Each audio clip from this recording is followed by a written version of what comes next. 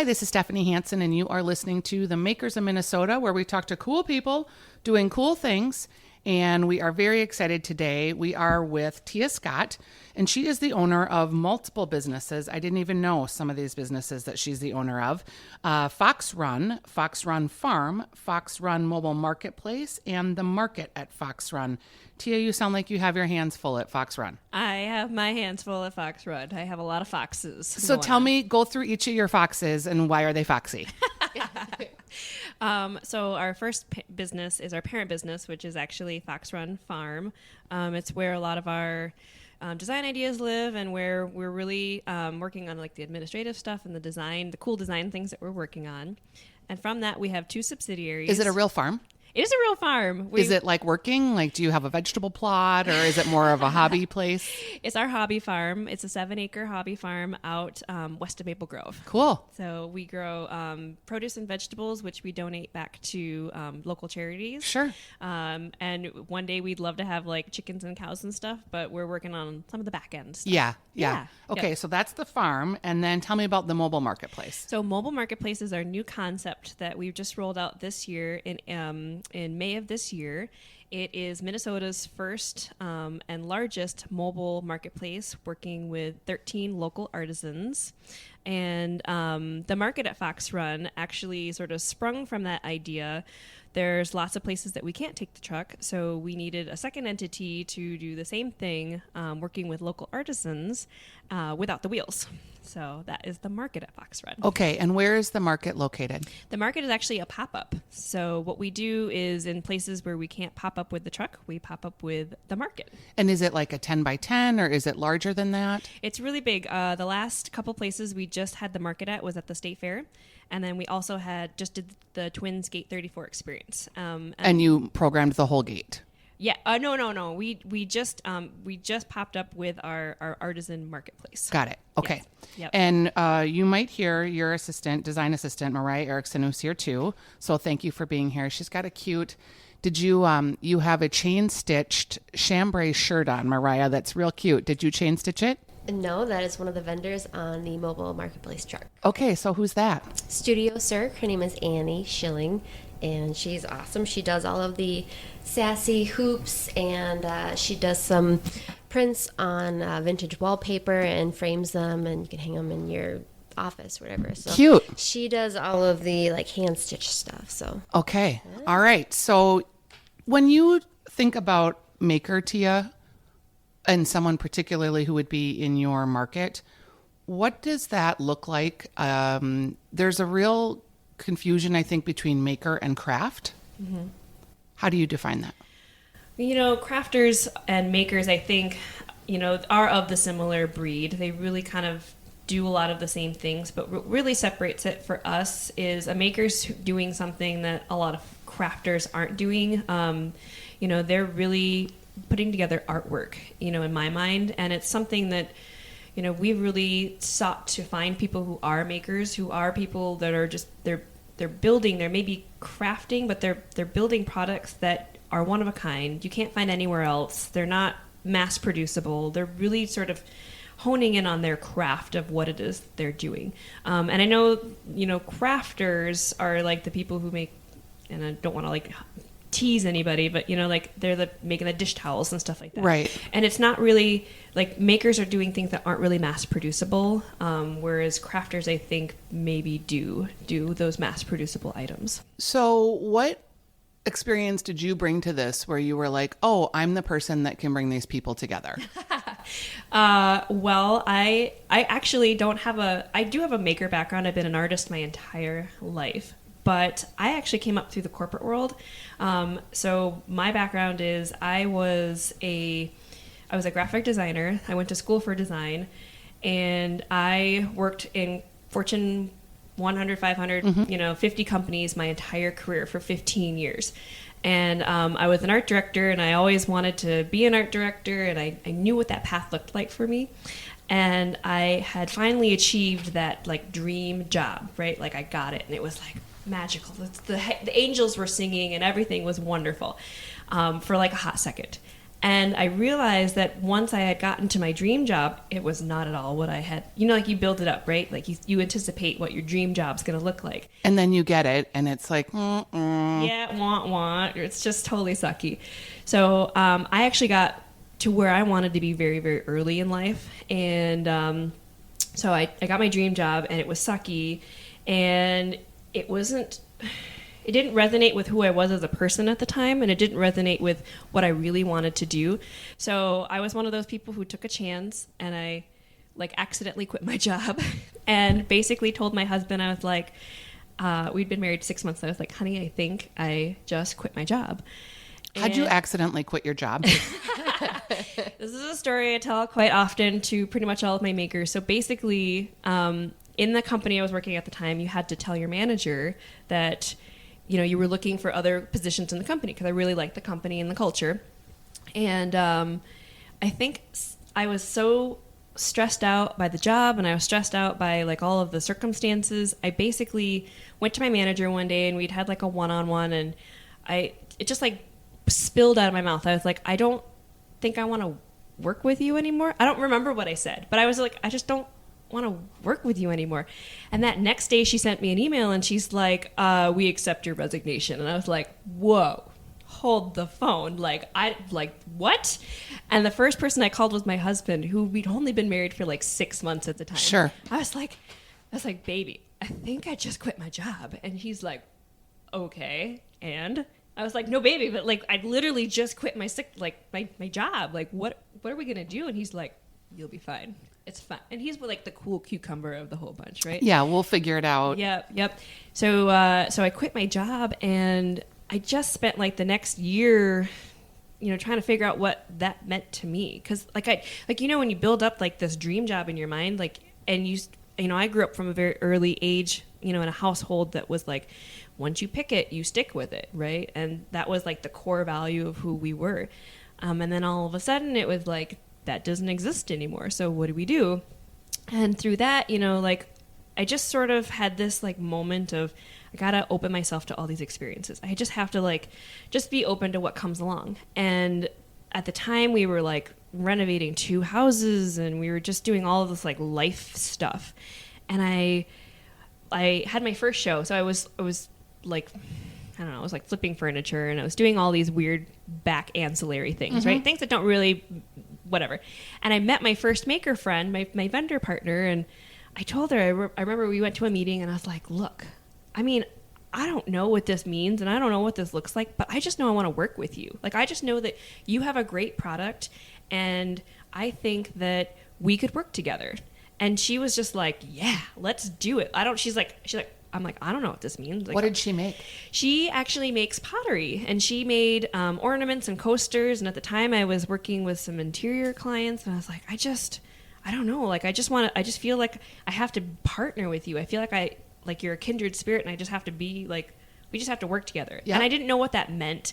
And I felt like, I was just like, okay, universe, like we'll just, whatever. We're just going to figure it out. So really, I mean, I think back to like how all this started, and it was just so, you know, there's no concrete like thing that happened other than quitting my job accidentally.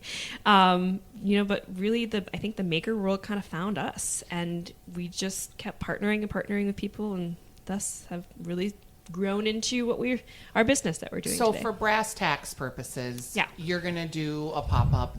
Yep. You're going to work with the potter. You're going to work with the chain stitcher. You're going to put these people together. And then how does it work? Do you take a percentage and you do the marketing? Do you find the space? Like, what is your actual role? So my role is actually to bring these people together and to get them into opportunities that they may not be able to get themselves into just as themselves. And I think, you know, today we have a really big maker culture. Like, the Twin Cities is huge for maker cultures. Sure. And really what my role is to help people get to opportunities that they wouldn't normally get to. And can you give me an example of that? Like, why can't the potter just go and sign up for a holiday market if she wants to? Well, I mean, you could. I mean, obviously, like, that holiday market is, you know, available, and there's some widely available resources. But what we found is we have a really great strength in partnering and aligning ourselves with people who are really great at what they do. And then with our relationships and from my background in team building and sort of partnering with people, we've been able to do things in like a relatively short amount of time, like get into the state fair or go to the Twins and really sort of bring all these people together and bring all these makers together and give them an opportunity that, you know, if they had applied by themselves, might not get by themselves. So it's the putting all these pieces together that makes a better whole. I think so. Yeah. I mean, I really think that the new shopper, people who are just, you know, looking for something different, like they want to feel like they don't have to go to 50 different booths to get all the things that they need. They want to stop at a one-stop shop. Mm-hmm. And for us, you know, we, from the get-go, we knew we wanted to partner with makers and people who make things, and really we feel like that's sort of our wheelhouse. And I think that people are excited to come see us because all of a sudden now it's like a whole shopping experience, right? It must be you too, that the curation of who you put together means something to your shopper. Absolutely. I think so. I mean, and I really work to make sure that we have the best of the best, as you know, from both a maker perspective and the best product that we have. And one of my kind of hard and fast rules is like, we don't have two makers who do the same thing, because really, you know, if you think about traditional stores, like you might have 4 jewelry makers, mm-hmm. right? But for us, we want to promote that maker. So we have a maker who does jewelry. We have a maker who does leather work, or, you know, that sort of thing. So we really try to keep it so that the lines are not blurry in terms of who's doing what, so we can promote them as a maker. And then when someone signs up with you and you're going to do a market, do you take a percentage of overall sales and you apply that to marketing? And then do you handle the marketing, the email list, all of those items? We're really, I mean, yes, I do take a percentage. So I take a small percentage because I know that there are some companies out there who are taking a large percentage. You know, they take upwards of 50% that we hear. And we take a relatively small percentage because we don't have a ton of overhead.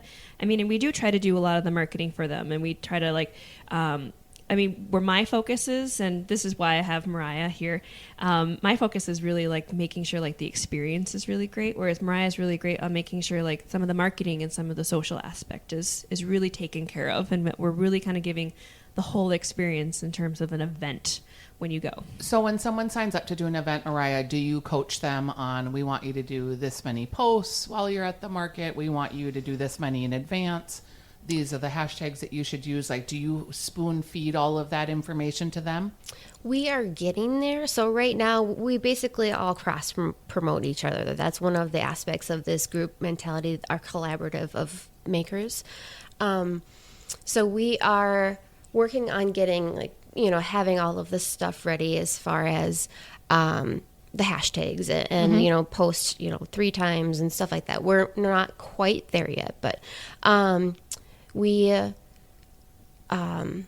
yeah, I think it's worth mentioning too, we're only like 6 months into, you know, these 2 particular businesses. We're still really, you know, young in terms of like how we're sort of operationally handling all this. So, yeah. So you're improving and seeing what works as you go. Yeah. Why did you decide, so was the truck first and now the pop-ups because you're realizing, wow, the truck doesn't work in all these spaces? Yeah. Yeah. So we actually had a show that we did, our very first show, and we got invited to do a pop-up, which we were like, yes, absolutely. And they're like, but you can't bring the truck. And we're like, what? And we were really disappointed. And they're like, well, you know, it doesn't meet ADA requirements. And we're like, oh, that's something we totally missed. Like, and then all of a sudden I had to really spin on my heels really quickly and you know, open the market at Fox Run, because we realized we were missing a whole like legion of shoppers that we were totally, you know, essentially taking off because they couldn't get to the truck. Or not accessible because of space or Yeah. Yep. So all of a sudden we were like, wow, we just totally missed the mark on this, but we have an opportunity to fix it. So we ended up taking the mobile marketplace and then taking that same concept and switching it into a booth style with a pop-up with the market. One of the things that's interesting to me about what you're doing is you're really going from, I want to work with this person first, to I'm going to make money 10th, really, it sounds like, which is it's a unique way of doing it, because I think people start out their business with this, like, I need to make money and this is what the money is going to look like, but then how do I fill it in? And one of the things since I've left my own, like I owned my own business and sold it. And so I'd been in corporate America, then I was an entrepreneur. One of the things when I left, and it was the only thing I knew, and I feel like I'm evolving every day, really. The only thing I know for sure is I only want to work with people that I like. Like that's my only criteria. Yep. And when I look at the corporate jobs that I've had or being an entrepreneur and the people that really fueled me and where I got really excited about the work was, did I just like the humans I worked with? You know, I got lucky in the entrepreneurial setting that I had a lot of those people that I worked with. Right. And you've like sort of fed off them. And I did. And they fed you in a way, right? And I feel when you talked about like, I fired myself. Yeah. First of all, as an entrepreneur, I will tell you, I was the master at people firing themselves. Yeah. I gave you the rope to fire yourself. Yep. And a lot of times when someone's in that space like you were, I'll just be honest, you're maybe not doing your best work, and your boss knows that, your supervisor knows that, your coworkers are hearing you talk about, you know, and ideating other things. And so when someone opens that door as the employee, I kick it open for them further. And like, yes, I'm so sorry to hear this, but I understand what your dreams are and what motivates you. Because really, if that was where your passion was, then that is what you should be doing. And so am I helping you or hurting you by trying to hang on to you? Right, right. I mean, and I think for me, looking back at that experience, like I was really burnt out. We were going through a lot of life changes at that time. But I look back on it and I have those moments where I doubt myself. I'm like, maybe it would just be way easier to go back to corporate. It would. Maybe it would just be like more beneficial to our bottom line household income. Like maybe there's no question about those I mean, things. and I have all of those doubts like every single day. Like I just doubt myself. Like, am I doing the right thing? Is this really where we need to be going? But then I think about it and I'm like, I have given 13, 15, 18 people the ability to do what they love to do on a daily and very consistent basis because of what I really like to do. And I really love to build and promote and like have all of these weird, exciting things that we're building. And I think to myself, like, could I really give that up?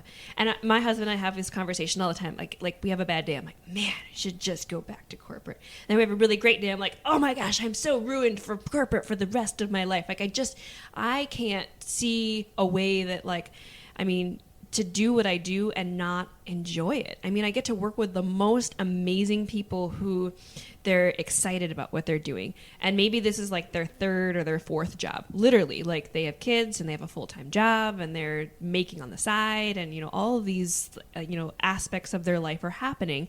But really, then you think about, you know, their passion and what they're doing and then I'm like, oh my gosh, and then they get excited about a new product and we're collaborating together, like, well, what do you think about this and what do you think about that? And now all of a sudden, like, we're building a community of people who like they want to shop together. Like, so we have our two people who do like fabric-y things and they shop together, and we're building like a community of people who just want to hang out and do cool stuff together. And there is a lot of makers are not good business people.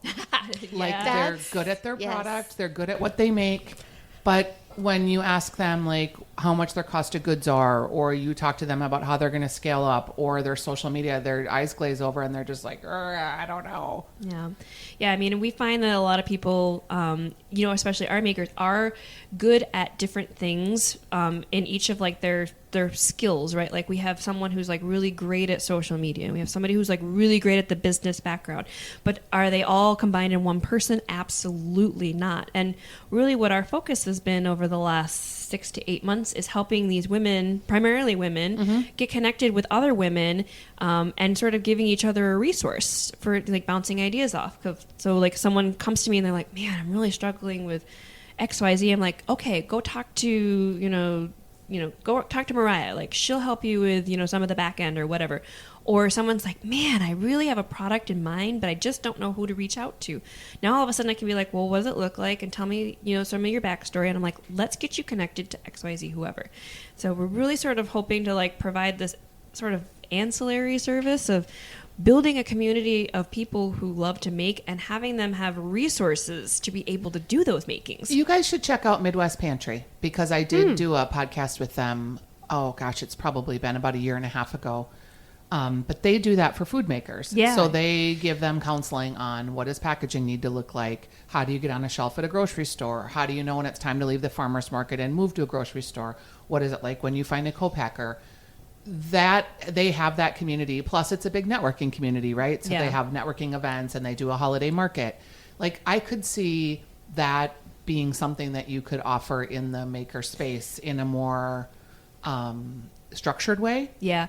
I mean, and I'll be really honest, like with all of the listeners, like I don't know, like I can only tell you what my best guess is, but like, you know, this isn't like, I never went to school for this. This isn't like, this is just my passion and my hobby turned full-time job, you know, like, so I feel like, you know, coming into a situation, like I can only be as honest as what my opinion is, and then of course the back end of it is that I have 13 really amazing people who I'm always bouncing ideas off of. I'm like, what does this look like? Because I'll be the first one to tell you, I don't know. Like and people ask me all the time, like, what does the future hold for you? I'm like, I don't know. Like, I'll be really honest about how I think we're doing and how, you know, from numbers perspective, I know we're working through, but you know, just in terms of like how we're going to mature and develop, I don't know. I'm going to let 13 other people help with that. So it is interesting.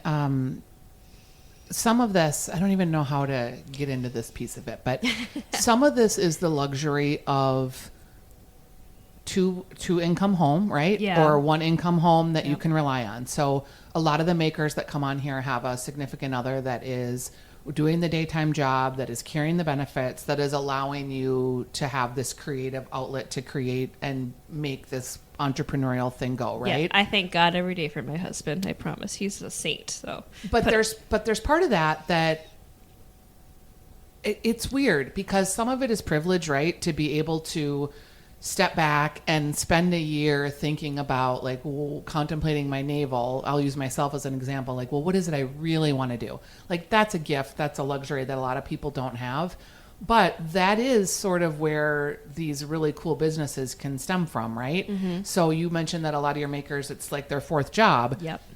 But that is a lot of times where creativity bubbles up and comes from. Mm-hmm. And sometimes you are lucky enough that you get to have your creative life at your day job. Like, that's great. That works for a lot of people. But for a lot of other people that don't, that isn't the way that it comes together. I like something about you that strikes me is you're a real risk taker. And that's an entrepreneurial trait that a lot of people don't have. Yeah, I mean, I've always been somebody who's like, you know, I think I'm thinking like 40 steps ahead. And one of my, I don't know if you know, like the discs or like the profile personalities. Sure. But one of my biggest strengths is like future analyzing. So I'm always thinking ideating and strategization. So I'm always thinking like, well, if this happens and this will happen and that will happen and whatever. So, I mean, I feel like my personality always prepares me for the worst and hopes for the best. But I mean, I really have always been the person who's, you know, like historically in my career been driven to like get to a place. And now I'm like, the sky is the limit. I don't know what this looks like. So I'm just going to say yes to everything because why not? You know? Well, and I mean, the natural thought is a retail location, a store. Is that something that appeals to you? You know, and I go back and forth on this idea because, you know, we think about having roots, right? Like having a place where people can come. But then you think about like, well, retail's really high right now. And like the store space is like astronomical. It could be like $13 to $15 a square foot. So how would you ever, you know, be able to afford that without rolling all those costs down to your makers? And then I think about, well, maybe we should just be mobile forever because that's, you know, that's a really hot topic right now. And I just kind of go back and forth. But I think to myself, I'm like, if I was to ever really set roots, it wouldn't be in a traditional way. It'd be in a very untraditional way. Like, maybe I'm like giving away the farm already, but I think, you know, I've always thought about having like maker spaces and having like a space so people can come.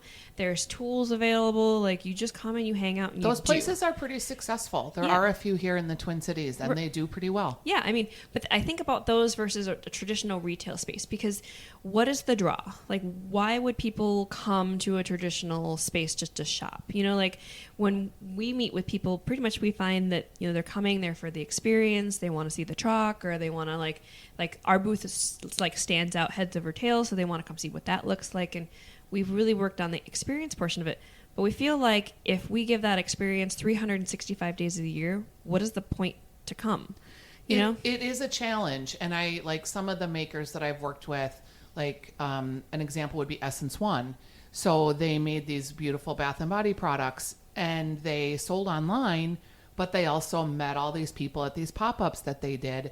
And then a product, like they have this natural deodorant that really stood out, that started to, like, people were seeking it out and wondering where they were going to be. And they weren't anywhere specific. So it was in effect for them kind of a detriment, because people were wanting their products but didn't know exactly where to get them. Yeah. So there may be an evolution for you down the road. And I see it coming. I don't know that it's a brick and mortar. Like, I feel like this next iteration is going to be something sort of wild and different that gives us roots and gives us wings at the same time, because really where people, I think, are following us are coming through to that idea of, like, they can only find us for just a short period of time. I like that concept of roots and wings at the same time. Yeah, and I don't know what that looks like. I mean, we've talked about, do we do a fleet of trucks? Do we get a old double-decker bus and we just drive around and people can step on and shop and we let you off at the next stop? Like, stuff like that. Like we've really thought a lot about, like, what does that next iteration look like? And I just haven't landed on anything that really resonates, because today's retail world needs to have something that's so different. Like, you just can't be like everybody else. You can't do the same things everybody else is doing and expect to have the same amount of results, Yep. Yeah. Well, I'm sure if anyone's going to find it, it's you, Tia. I can just hear it evolving in your head right now. And Mariah, when you think about, you mentioned the experience, like, is that obviously must be your expertise, the design of what that experience looks like and what things are supposed to feel like when someone interacts with the brand? I do part of that. Tia does a lot of that design work, but one thing that I love about the truck is that when people come on, we normally have Tia working and then also one of the other makers. So I'm one of the makers on the truck. I do pillow covers, Spicy Nacho Decor, shout out. Say it again, spicy what? Spicy Nacho Decor. That's cute. Yeah. She's my assistant and she's one of our makers. Okay, Spicy Nacho Decor. I like it. Yeah, I do pillows. So there's always a maker on the truck. So you can, welcome the people into the truck. And I mean, it's a really well-lit, not claustrophobic environment. We always have music playing. Like, we're like, hey, welcome. We do a lot of dance parties. We introduce the maker, whoever's working that day. Be like, she made this product. This is how, she makes it, and she starts interacting with the customers. And so it's a more personable environment and experience for the shopper. So I love that. It sounds fun. And I love the name Spicy Nacho. Where'd it come from? Ooh, it's an attitude.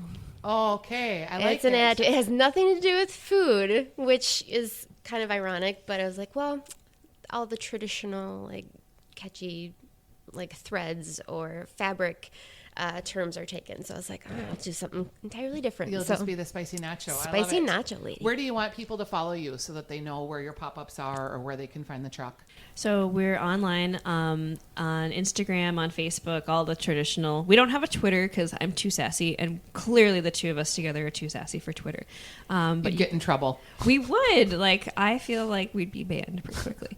But we have an Instagram, we have a social, and we have a Facebook at FoxRunMN, or on our website you can follow the truck and its adventures at FoxRun Mobile Marketplace, all one word.com. Okay. Thanks for being on today, ladies. Yeah, Thank you so much.